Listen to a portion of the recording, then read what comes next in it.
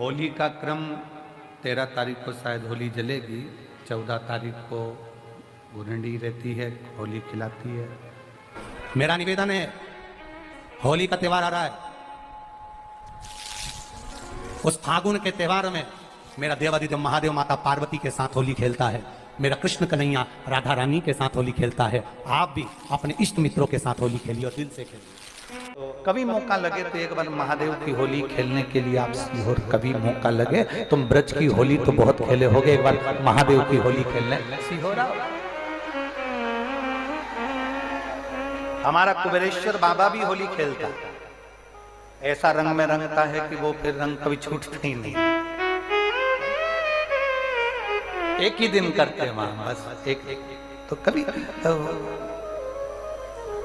अपने स्वभाव को नहीं बदलना। हम भी उसमें रहते हैं, पूरी होली में आपके साथ में गुलाल खेलने के हम भी साथ तुम्हारे साथ साथ चलते हैं, क्योंकि हम 5 महादेव के साथ होली खेलने के लिए उस दिन निकलते हैं। 5 महादेव, उस दिन हमारा नियम रहता है 5 महादेव के मंदिर जाना है, उनके साथ रंग खेल कर आना। 5 महादेव के साथ जो रंग खेला वो जिंदगी में पंचम इंद्री हो, चाहे वो कर्म इंद्री हो, चाहे वो ज्ञान इंद्री हो, चाहे वो मन रूपी इंद्री हो, ये सब भगवान के रंग में रंगी रहे, इसलिए हम 5 महादेव के साथ होली खेलने के लिए उस दिन निकलते हैं। कभी आपको मौका लगे तो आप अंदाजा लगाना, जो सीहोर के आसपास के हो या आसपास रहते हो, और छुट्टी मिल जाए तुम्हें होली के समय पर, तो उस समय पर स्मरण करना। जिस दिन होली जलती उस दिन नहीं, उसके दूसरे दिन भी नहीं, उसके तीसरे दिन शिव तत्व सुबह हम जल्दी उस समय 9 बजे होली खेलने के लिए बाबा के साथ निकल गए। शिव तत्व, अहम से अहंकार से दूर हो जाओ। दिवाली तुमको थोड़ा सा अभिमान सिखा सकती है, रक्षाबंधन तुमको थोड़ा सा अभिमान सिखा सकती है, मकर संक्रांति तुमको थोड़ा सा अभिमान सिखा सकती है। कई माताएं मकर संक्रांति पर सामान बांटती है, कोई कहेगी मैंने चलनी बांटी, कोई के मैं बाल्टी बांटी, कोई के मैं डब्बा बांटी, मैंने तो ये बांटा, मैंने तो थोड़ा सा अहंकार सिखा सकती है मकर संक्रांति भी। रक्षाबंधन भी तुमको अहंकार सिखा सकती है, मैंने तो देखो चांदी की राखी बांधी, मैंने सोने की राखी बांधी, मेरे बहन ने साड़ी दी, मेरे भाई ने ये दिया, मेरे भाई ने, वो भी अहंकार सिखा सकती है। दीपावली भी अहंकार सिखा सकती है कि मेरे पर्दे इतने के लगाए, सोफा सेट इतने का लिया, बेडशीट इतने के लिए, मैंने घर में रंगोली ऐसी डाली, मैंने गुजिया पपड़िया ऐसा बनाया, वो भी अहंकार सिखा सकती है। सारे त्योहार अभिमान सिखा सकते हैं, केवल एक होली ऐसी होती है जो अहंकार से विहीन सिखा सकती है। मालूम नहीं पड़ता व्यक्ति की शान क्या, सत्ता क्या, शोहरत क्या, कौन हो तुम, वो रंग में डूबे हुए हो। बस शिव तत्व वही कहता है, इस महादेव के रंग में एक बार अगर डूब गए तो फिर तुम उस रंग में रंगने के बाद दूसरा रंग तुम पर चढ़ता नहीं। दुनिया के लोगों ने कहानी गलत गढ़ दी, पूरी कहानी गलत बताई। अगर दुनिया के लोग सही कहानी बताते तो भतीजा और बुआ का संबंध खराब नहीं होता। कहानी गलत थी ना। लोगों ने कहा, हिरण्यकशिपु ने अपनी बहन से कहा, बहन तू अपने भतीजे को गोदी में रख कर बैठ जा और चादर ओढ़ कर बैठ जाना, तू बच जाएगी, तेरा भतीजा जल जाएगा। तो बुआ भतीजे को जलाने के लिए गोदी में लेकर बैठी। बोलो सही है कि गलत है? लोगों ने कहानी गलत बताई। होली का लोगों ने कहा उसने अपने भतीजे को जलाया। पहले तो होलिका का नाम तो निकालो कि होलिका का नाम क्या है।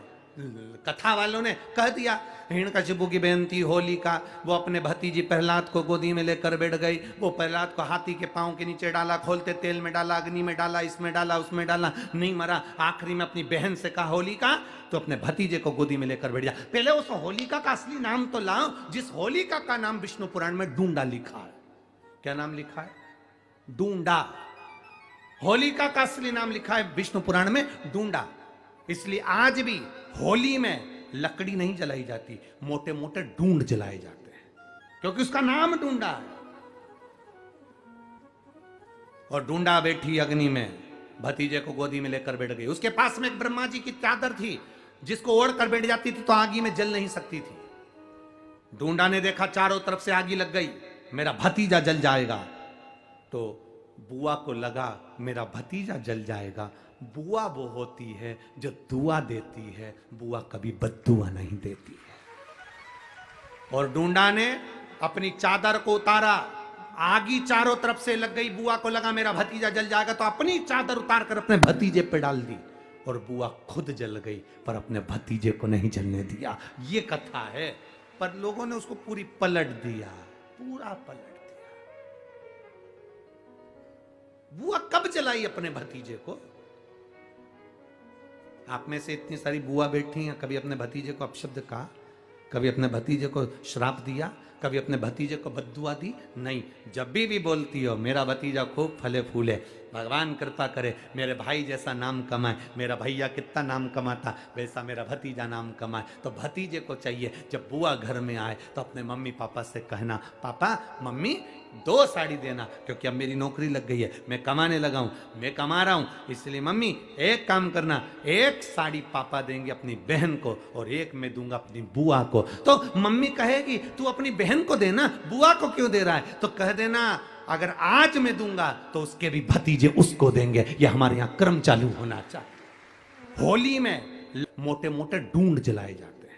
ढूंढा की राख तैयार होती है, उसका कालापन जो तैयार होता है उसको उठाकर ले आए और कपड़े में उसको छान कर राख तैयार कर 3-4 बार छानने के बाद उस भस्म को 12 बजे से 1 बजे के बीच में शिव जी को समर्पित कर देता है और उस भस्म को उठाकर उसमें घी मिलाकर मस्तक पर तिलक लगाकर चले जाता है। वो जिंदगी में कभी हार नहीं सकता, विजय ही पाता है, उसकी कभी हार नहीं हो सकता।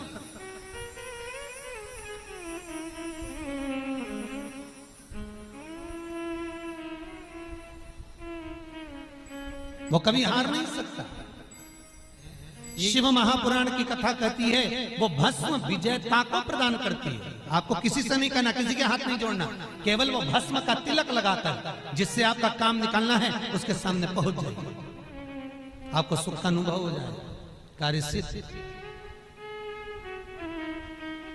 तो भस्म इतनी प्रबल होती है। मार्च को महादेव की होली अपने शिवालयों में शंकर जी शिव मंदिर के अंदर चंदन का जल 1 लोटा अवश्य चढ़ाएं। महादेव की होली अवश्य मनाएं। होली आ रही है, लगी नहीं रिया की होली जैसा है। दिवाली आती है तो लगता ही नहीं कि दिवाली जैसा है, राखी आती तो लगता ही नहीं राखी जैसा है। सारे त्योहार फीके हो गए गुरुजी। हमने कहा त्योहार फीके नहीं हुए, त्योहार का कलर फीका नहीं हुआ, त्योहार का रंग फीका नहीं हुआ है, बस त्योहार वही है, गुलाल वही है, मिठाई वही है, गुजिया पपड़िया वही है, खुरमे चकरी वही है, पपड़िया वही है, गुजिया वही है, इंसान वही है। बस बाजार में से जो रौनक समाप्त नहीं हुई है, रौनक आपके भीतर की समाप्त हो गई। आपके भीतर इतनी ईर्ष्या भराती गई, इतनी ईर्ष्या भराती गई, इतनी ईर्ष्या भराती गई कि वो ईर्ष्या के कारण, उस अहंकार के कारण, उस अहम के कारण तुम एक दूसरे से मिलना पसंद नहीं कर पाते। पहले के लोग कहते थे हमारे यहाँ जब होली होती थी इतने लोग आते थे, मिलने जाते थे, गुलाल लेकर जाते थे। आजकल तो कोई दिखता नहीं है। कारण केवल इतना सा है, तुम्हारा अहंकार, तुम्हारा ईगो, तुम्हारा अभिमान तुम्हें अपने घर से बाहर नहीं निकालता। तुम घर से बाहर नहीं निकलते अपने अहंकार के कारण, अपनी काया के कारण, अपनी अभिमतता के कारण। आप दूसरे से मिलना पसंद नहीं करते। जरा सा कोई ने कलर लगाया तुम्हें क्रोध आ गया, जरा सा किसी ने गुलाल लगाया तुम्हें गुस्सा आ गया, जरा सा कोई आया भाभी जी भैया जी करके गुलाल लगा गया, तुम न न न न न न न न न न कहां जाओ। इतने वीआईपी हो गए, इतने वीआईपी हो गए, इतने वीआईपी हो गए कि अपने त्योहारों से भी दूर हो गए। मेरा निवेदन है, होली का त्योहार आ रहा है, उस फागुन के त्योहार में मेरा देवाधिदेव महादेव माता पार्वती के साथ होली खेलता है, मेरा कृष्ण कन्हैया राधा रानी के साथ होली खेलता है। आप भी अपने इष्ट मित्रों के साथ होली खेलिए और दिल से खेलिए। अरे सीहोर में, सीहोर जिले में एक होली होती थी। उस होली का नाम हमने पिछली बार बदल दिया था। कौन सी होली कर दी थी?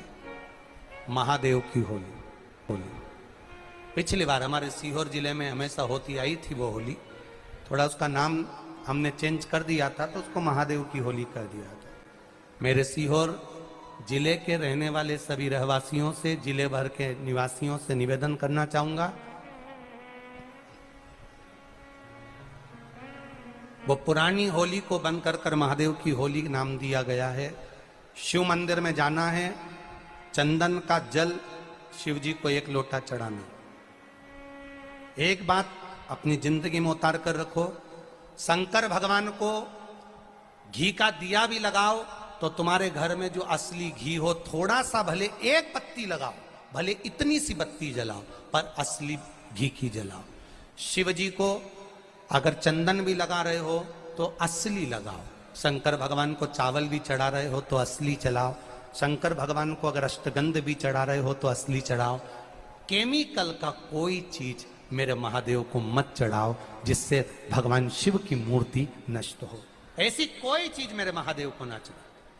अगर शंकर भगवान के साथ आप होली खेल रहे हो तो चंदन का पानी शंकर भगवान को चढ़ाइए, अष्टगंध का जल भगवान शिव को चढ़ाइए।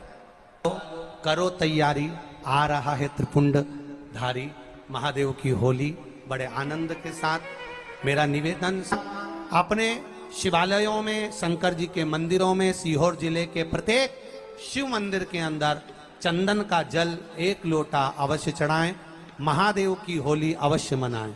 और भाव के साथ 5 मंदिर हम भी जाएंगे, कोई जुलूस नहीं, कोई क्रम नहीं, बस बाबा को आराम से जल चढ़ाना ही एक नियम है और बाबा को जल चढ़ाएंगे। आप सब बड़े आनंद के साथ महादेव की होली का स्मरण करिए। महादेव की होली के दिन और बेलपत्री की जड़ के नीचे जाकर प्रयास करा करो कि लाल चंदन का जल, लाल चंदन को घिसकर कलश में उस चंदन को डालकर जल भरकर उसको बेलपत्री की जड़ के नीचे सींचन करने का प्रयास करा करो। है कि धीरे धीरे कर कर वो दुख समाप्त होगा, वो दुख कटेगा ही।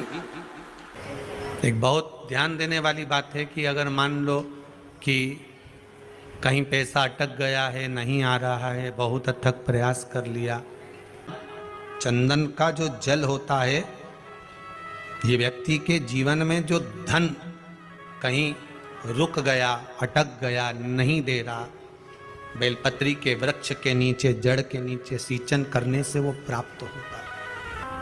अथर्ववेद में वर्णन किया गया कि पीपल के वृक्ष की जो जड़ होती है, बेलपत्री के वृक्ष की जो जड़ होती है और आंवले के वृक्ष की जो जड़ होती है, इसके नीचे स्वर्ग का निवास होता है। किसका निवास है? स्वर्ग का निवास। जहां पर ये वृक्ष होता है और उस वृक्ष के नीचे बैठकर हम जब किस जल का सींचन कर रहे हैं, जैसे अभी आपको कहा था कि जल में अगर लाल चंदन मिला हो और आप बेलपत्री के जड़ में सींचन कर रहे हैं तो लक्ष्मी की आवक बढ़ेगी। कहीं पैसा अपना अटक गया, नहीं आ रहा, आएगा। पीपल की जड़ में इत्र का जल, पीपल की जो जड़ होती है उसमें इत्र का पानी, थोड़ा सा जल, उसमें थोड़ा सा इत्र का भाग हो महाराज, और आप भगवान पीपल देव, पिपलेश्वर महादेव का स्मरण कर कर पीपल की जड़ में अगर जल चढ़ा रहे हैं और मान लो शरीर में कोई कष्ट हो गया है, शरीर में कोई रोग हो गया है, कोई मालूम पड़े ये हाथ 4 दिन से दुख रहा है या 4 दिन से ये नस दब गई है या ये कमर दब रही है, तो आप 2-4 दिन कर देखो। कलश के अंदर जल, जल में इत्र का थोड़ा सा भाग, पीपल की जड़ के नीचे आप उसका सींचन करिए पिपलेश्वर महादेव के नाम से। उस जल को थोड़ा सा भाग लेकर आ जाओ उसी में से जो चढ़ाया है, और उस स्थान पर जहां कष्ट है उसको लगाना प्रारंभ करिए। 2 दिन 3 दिन कर देखो। प्रैक्टिकल करने में क्या जाता है? सीवर वाला महाराज झूठ बोल रहा हो तो कभी कभी अगर ऐसा लगे जीवन में कि दुख बहुत ज्यादा आ गया है, बहुत तकलीफ आ गई है, तो लाल चंदन को घिसकर उस लाल चंदन का लेपन भगवान शंकर पर कर कर फिर पानी चढ़ाओ। अगर कोई संकट भारी है और निकट रहा, जैसे किसी नारी का गर्भ नहीं ठहर रहा, 15 साल हो गए, 20 साल हो गए, 25 साल, जैसे इसने लिखा एक माता ने कि 18 साल की बेटी हो गई थी पर संतान में पुत्र नहीं, तो उसने भाव से कथा सुनी। ऐसे आपके भीतर अगर 20 साल हो गए, 25 साल हो गए, 30 साल हो गए, संतान का सुख ही नहीं है, लाल चंदन का लेपन बाबा भोलेनाथ पर करना प्रारंभ करो। पीठिका पर लाल चंदन का लेपन करना प्रारंभ करो। लाल चंदन से बाबा का श्रृंगार करना प्रारंभ करो। एक बेलपत्री पर लाल चंदन, दोनों पत्ती नीचे वाली, जो नीचे की जो 2 पत्ती होती है, इस पे लाल चंदन, और बीच वाली पत्ती पर पीला चंदन लगाकर बाबा के शिवलिंग को समर्पित करिए। बाबा से प्रार्थना करिए, रोज प्रार्थना करो। परंतु एक बात का स्मरण रहे, 25 साल हो गए, 20 साल हो गए, 30 साल हो गए, संतान नहीं, तो पहले जल से अभिषेक कराना, अभिषेक कराकर उस जल का आचमन करने के बाद हाथ को खासा करना, धोना, उसके बाद में फिर वापिस बाबा का स्नान कराओ, फिर चंदन का लेपन कराओ, फिर 1 लोटा जल चढ़ाकर बाबा का स्नान कराओ। बाबा का बड़ा सुंदर भाव से लाल चंदन से जो अभिषेक करता है, बाबा को लेपन कर कर फिर जल चढ़ समर्पित करता है, निश्चित है उसकी गोदी मेरा देव अधिदेव महादेव जरूर भरता है। ये निश्चितता है। हम तो बेटियों से भी कहते हैं, जिसका विवाह नहीं हो रहा हो, 25 साल, 30 साल, 27 साल, 28 साल, 32 साल, 40 साल हो गए हो, नहीं हो रहा हो बेटा बेटी का विवाह, उसे लाल चंदन का प्रयोग अशोक सुंदरी वाली जगह पर 7 बिंदी लाल चंदन की लगाकर 7 बेलपत्र 7 बिंदी पर रखिए और महाराज अपनी कामना कर कर भगवान से आइए, बाबा देगा, करेगा, 3-4 महीने में विवाह पक्का करेगा। ये लाल चंदन की महत्वता है शिव तत्व। रोग बढ़ गया, बेलपत्री के वृक्ष के नीचे दीप लगाना प्रारंभ करो। बाबा से विनती कर कर घी का दिया लगाइए बेलपत्र वृक्ष के नीचे, बाबा से निवेदन करो, रोग निवारण।